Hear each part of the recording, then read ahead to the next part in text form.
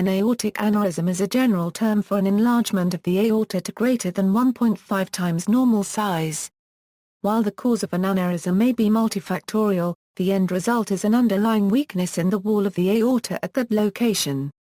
The aneurysm may occasionally cause pain, which is a sign of impending rupture. When rupture occurs, massive internal hemorrhage results, and, unless treated immediately, shock and death can occur within minutes.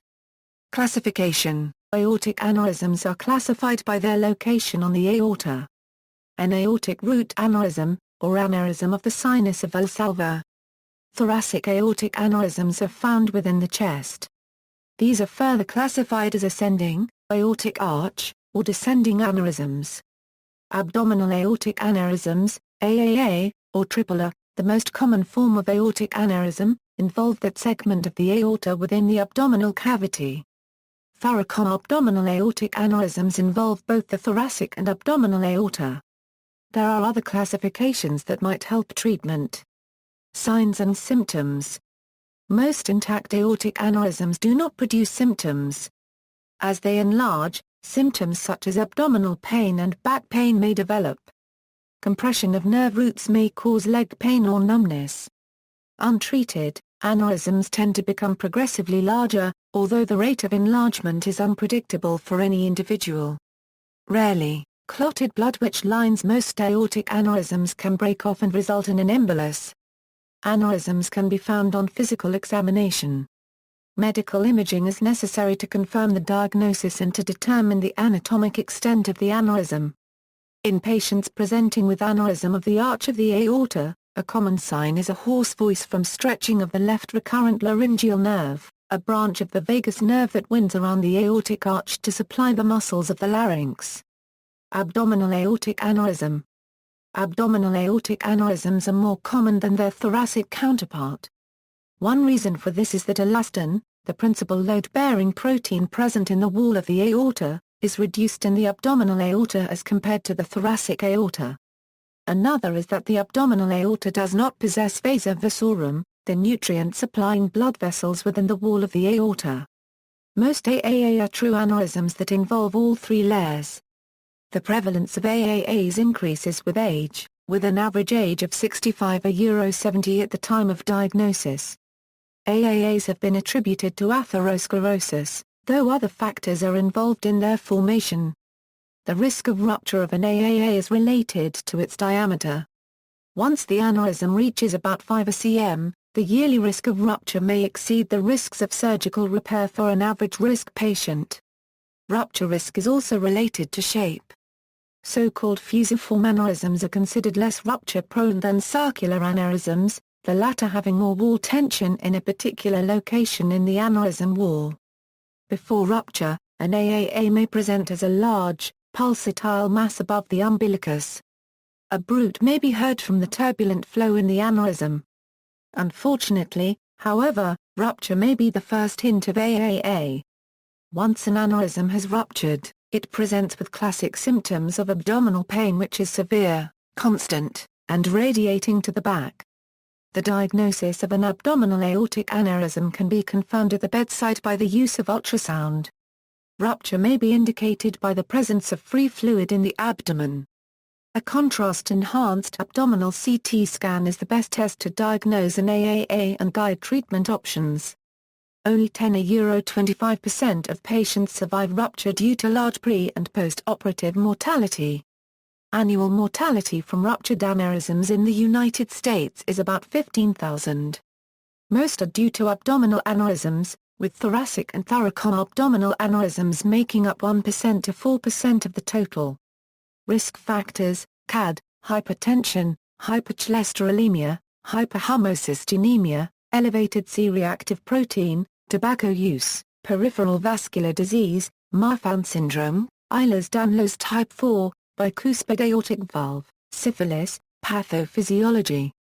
An aortic aneurysm can occur as a result of trauma, infection, or, most commonly, from an intrinsic abnormality in the elastin and collagen components of the aortic wall.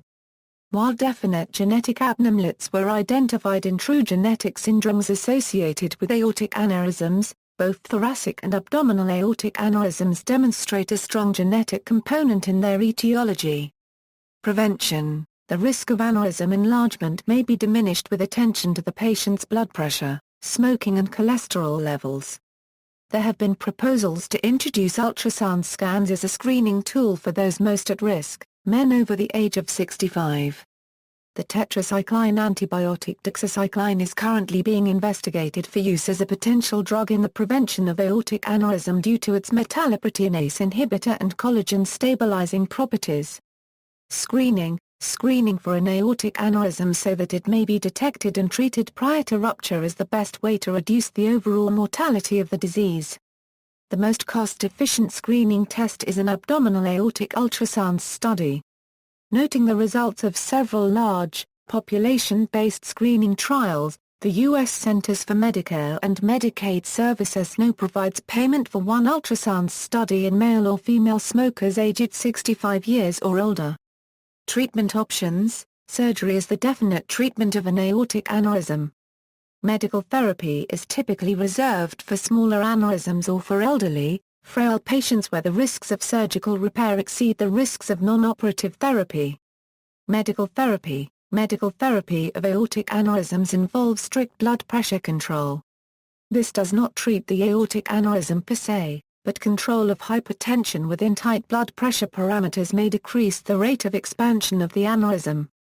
The medical management of patients with aortic aneurysms, reserved for smaller aneurysms or frail patients, involves cessation of smoking, blood pressure control, use of statins and occasionally beta blockers. Ultrasound studies are obtained on a regular basis to follow the size of the aneurysm. Surgery. Decisions on if and when to repair an aortic aneurysm are based on the balance between the risk of aneurysm rupture without treatment versus the risks of the treatment itself. For example, a small aneurysm in an elderly patient with severe cardiovascular disease would not be repaired. The chance of the small aneurysm rupturing is overshadowed by the risk of cardiac complications from the procedure to repair the aneurysm. The risk of the repair procedure is twofold. First, one must consider the risk of problems occurring during and immediately after the procedure itself.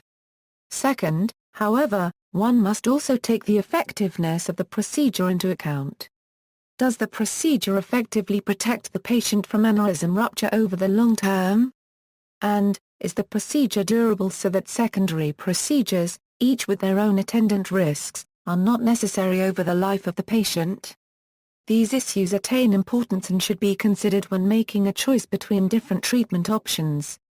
A less invasive procedure may be associated with fewer short-term risks to the patient, but secondary procedures may be necessary over long-term follow-up. The definitive treatment for an aortic aneurysm may be surgical or endovascular repair. The determination of surgical intervention is complex and determined on a per-case basis. Risk of aneurysm rupture is weighed against procedural risk. The diameter of the aneurysm, its rate of growth, the presence or absence of Marfan syndrome, Ehlers-Danlos syndrome or similar connective tissue disorders, and other comorbidities are all important factors in the overall treatment. A rapidly expanding aneurysm should under normal circumstances be operated on as soon as feasible, since it has a greater chance of rupture. Slowly expanding aortic aneurysms may be followed by routine diagnostic testing. For abdominal aneurysms, the current treatment guidelines for abdominal aortic aneurysms suggest elective surgical repair when the diameter of the aneurysm is greater than 5 cm. However, recent data on patients aged 60-76 suggest medical management for abdominal aneurysms with a diameter of less than 5.5 cm. Open surgery. Open surgery typically involves exposure of the dilated portion of the aorta and insertion of a synthetic graft. Once the graft is sewn into the proximal and distal portions of the aorta, the aneurysmal sac is closed around the graft. Alternatively, the anastomosis can be carried out with expandable devices, a simpler and quicker procedure. The aorta and its branching arteries are cross-clamped during open surgery. This can lead to inadequate blood supply to the spinal cord, resulting in paraplegia, when repairing thoracic aneurysms. Cerebrospinal fluid drainage, when performed in experienced centers, reduces the risk of ischemic spinal cord injury by increasing the perfusion pressure to the spinal cord. Endovascular. In the recent years, the endovascular treatment of aortic aneurysms has emerged as a minimally invasive alternative to open surgery repair. The first successful endovascular exclusion of an aneurysm took place in Argentina by Juan Parodi in 1991. The endovascular treatment of aortic aneurysms involves the placement of an endovascular stent through small incisions at the top of each leg into the diseased portion of the aorta. This technique has been reported to have a lower mortality rate compared to open surgical repair, and is now being widely used not only in individuals with comorbid conditions that make them high-risk patients for open surgery, but also now in lower-risk individuals.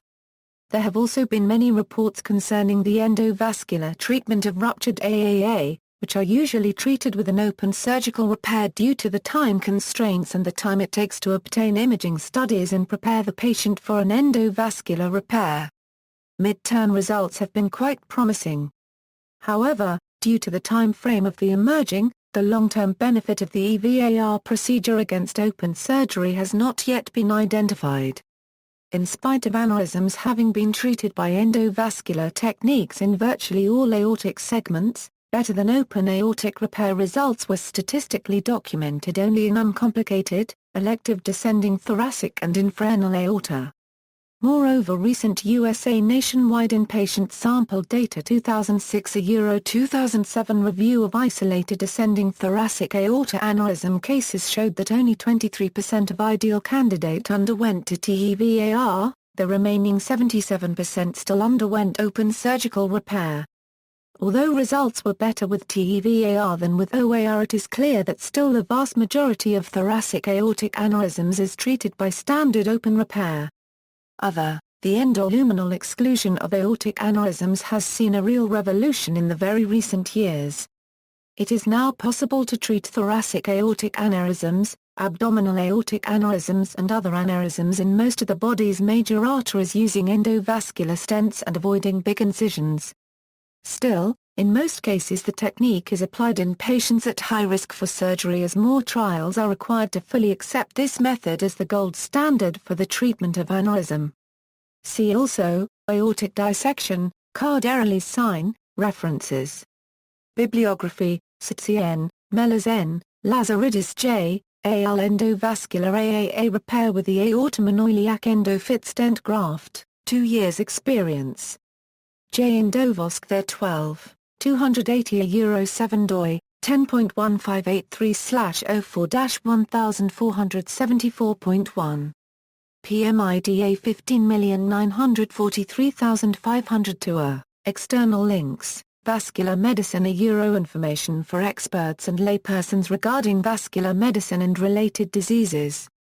Aortic aneurysm CT scans MED pics medical images.